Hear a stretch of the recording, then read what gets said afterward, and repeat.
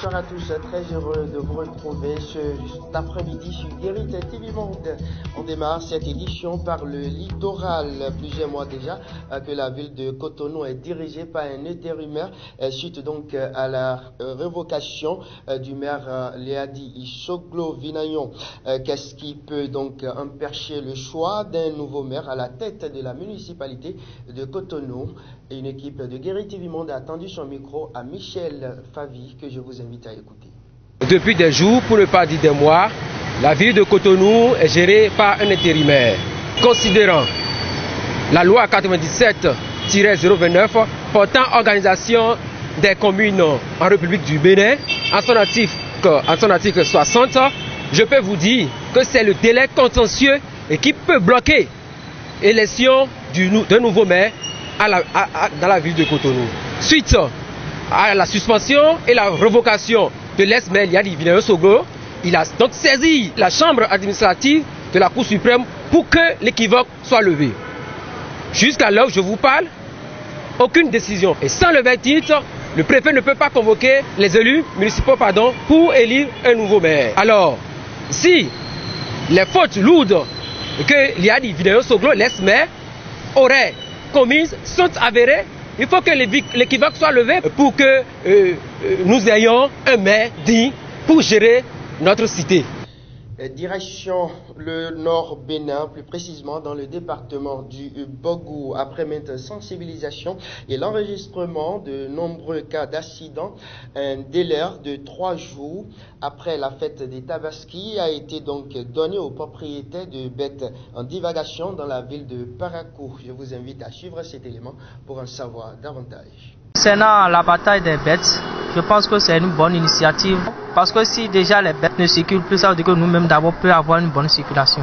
J'aimerais que ça ne soit pas une initiative à court terme. Les animaux qui sont en divagation causent beaucoup d'accidents et ce qui n'est pas bien pour nous les conducteurs parce qu'il arrive des fois où on rencontre ces trucs-là, tu peux même aller cogner un animal qui va t'amener à aussi aller commettre encore un autre forfait. La mairie a bien fait de prendre cette initiative-là pour pouvoir éviter la perte en vie humaine et puis pour faciliter la libre circulation des personnes dans la ville de Parakou. Vu la circulation et vu le nombre de ces animaux dans les rues, ça ne donne pas bonne expression d'abord pour la ville et aussi la population n'est pas en sécurité. Surtout nous qui sommes en train de circuler à moto, nous ne sommes pas en sécurité parce qu'à tout moment on peut se faire renverser par ces bêtes. Merci d'abord à la mairie d'avoir pris une telle décision, de continuer, ça protège sa population que nous sommes. Alors pour ceux-là, les propriétaires des bêtes, je m'avais simplement leur dire de créer quand même des enclos pour leurs animaux. Parce que ce n'est pas trop bien de laisser les animaux circuler dans les vents. Ça crée d'accidents. Du Bogou, rendons-nous dans le département de Lomé. Nombreux sont-ils conducteurs de taxis moto pour l'exercice de leurs fonctions à payer des taxes à la mairie de Porto Novo. Et ceci depuis plusieurs années et déjà. À ce jour, ces fonctionnaires de la moto et de la route se préoccupent toujours de la finalité de ces ressources collectées. Guérite TV Monde s'est intéressé au sujet. Les images.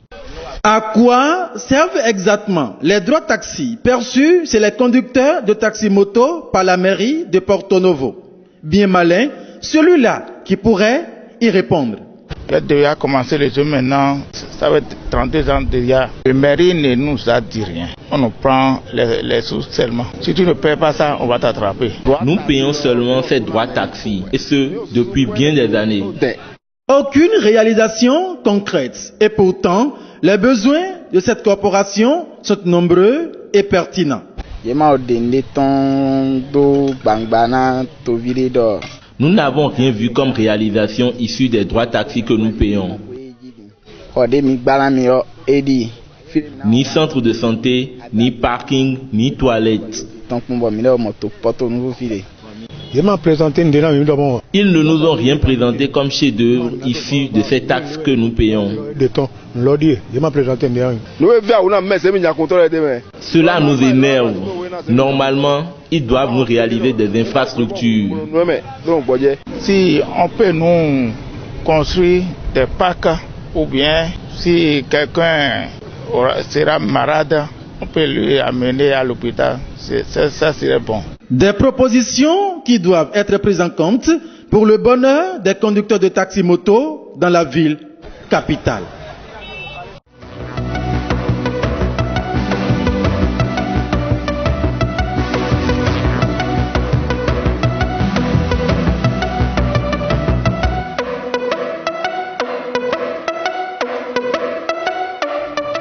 C'est ce qui annonce donc le commentaire du jour. Le commentaire du jour de ce vendredi est signé Wilfried Azoraï. Wilfried Azoraï lève donc un coin de voile sur les difficultés que rencontrent les populations de Zakota sur les différentes routes de la dite commune.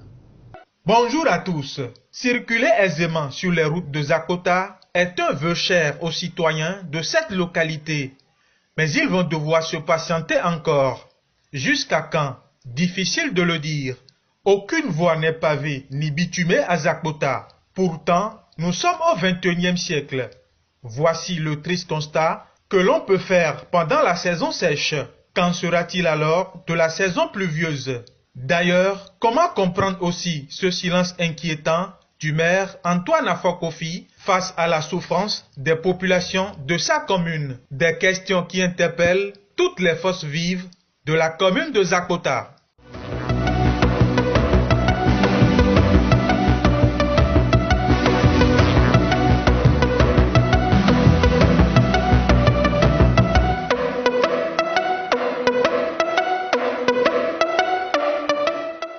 Ce sera tout pour cette édition. Merci à vous pour votre fidélité légendaire. Ce journal a été préparé par l'ensemble de la rédaction. Bon week-end.